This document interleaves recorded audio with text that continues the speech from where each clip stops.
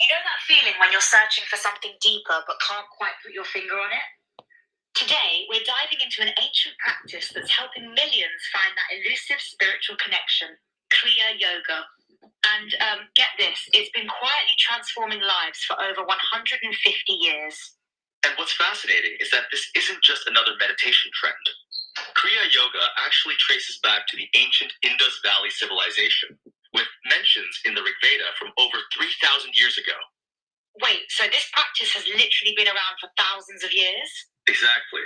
But what's really interesting is how it was revived in 1861 through a figure named Lahiri Mahasaya, who was, believe it or not, working as an accountant for the British government in Varanasi. An accountant? That's not exactly who you'd expect to revive an ancient spiritual practice. Right? And that's actually one of the most beautiful things about Kriya Yoga. It's designed for everyone, not just monks or ascetics. Lahiri Mahasaya specifically taught it to householders, people with regular jobs and families. So what exactly makes Kriya Yoga different from, regular yoga that we see at the gym?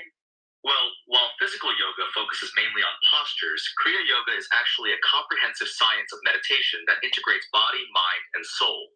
Mm-hmm. The word Kriya itself means union, specifically the union of individual consciousness with universal consciousness. It's really about achieving what Yogananda called that state of ever-new bliss. Ever-new bliss? That sounds pretty good right about now. Well, here's what's interesting. According to the tradition, it's not just about feeling good. The practice actually works with something called pranayama, or breath control, to affect your consciousness directly. So it's like hacking your consciousness through breathing? That's actually not a bad way to put it. The technique works with the natural relationship between breath and consciousness to create profound mental clarity. And this is all documented somewhere? Yes, primarily in Patanjali's Yoga Sutras from around the 2nd century BCE. It contains 196 sutras that cover everything from ethical principles to the highest states of meditation. You mentioned Yogananda earlier. Wasn't he the one who brought this to the West? Exactly. Paramahansa Yogananda arrived in America in 1920 during the era of Prohibition and flappers. Pretty interesting timing when you think about it. Must have been quite a culture shock. You'd think so, but he actually adapted the teachings brilliantly for the Western mind while maintaining their essence. He established the Self-Realization Fellowship, which still operates today. And how has it evolved since then? Well, what's fascinating is that it's becoming increasingly relevant in our modern world. The current president of SRF, Brother Chidananda, talks about how material prosperity is actually leading more people to seek spiritual fulfillment. Like people realizing that the fancy car and big house aren't enough? Precisely. There's this growing recognition that materials alone doesn't satisfy our deepest needs. So what does the actual practice involve?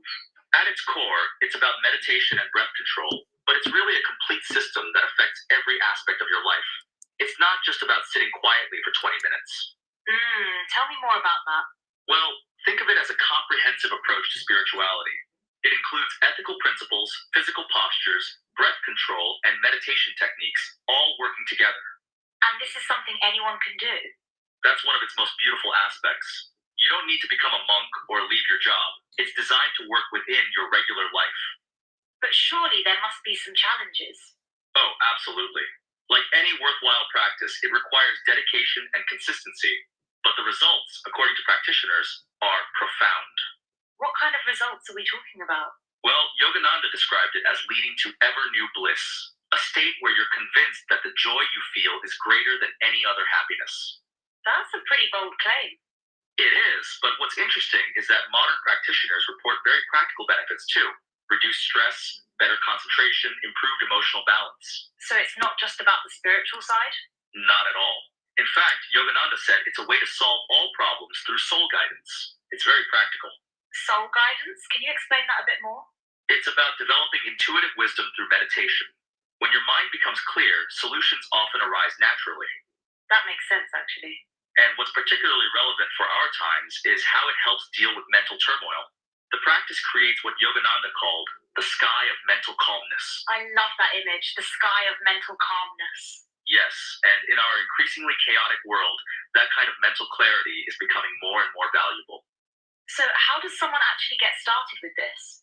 Well, traditionally, it was taught through direct initiation from a teacher, but now there are many resources available through organizations like the Self-Realization Fellowship. And they they maintain the authenticity of the practice? Yes, while making it accessible for modern practitioners. They've actually just updated their lessons for the 21st century. That's interesting, keeping it authentic but relevant. Exactly. The core teachings remain the same, but they're presented in a way that speaks to contemporary seekers. And what about the time commitment? That's flexible. While dedicated practitioners might meditate for longer periods, even short, consistent practice can bring benefits. So it's not all or nothing? Not at all. The key is consistency rather than duration.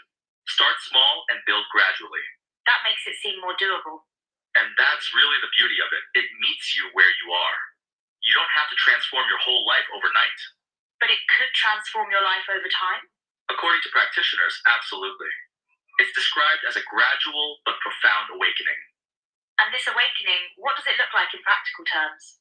It manifests differently for everyone, but common themes include deeper peace, clearer intuition, and a sense of connection to something larger than yourself.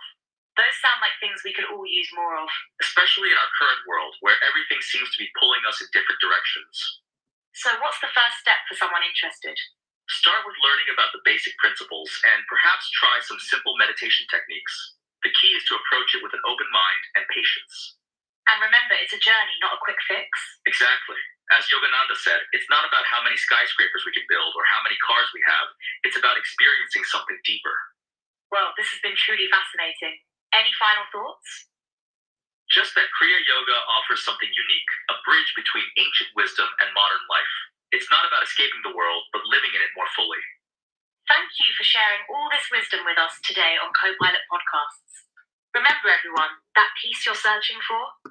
Maybe it's just a breath away.